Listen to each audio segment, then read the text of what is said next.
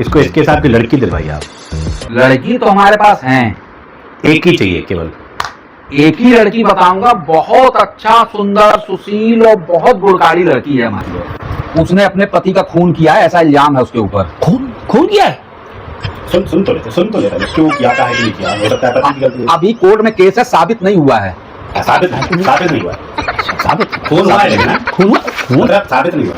यार तुम तो बोल रहे थे कि अच्छा रिश्ता बताएंगे, कैसे रिश्ते बता रहे? चोरी भी करती है, जुआ भी खेलती है, ऐसा करते हैं। लड़की को थोड़ा देख तो लें। एहे, रहा नहीं जाता, तड़प ही ऐसी है ना। तुम देखोगे एक्चुअली में वो तुमको देखने आ रही सूखे पापड़। लड़की की फोटो देखो, कितनी सुंदर सुशील लड़की है, देखो।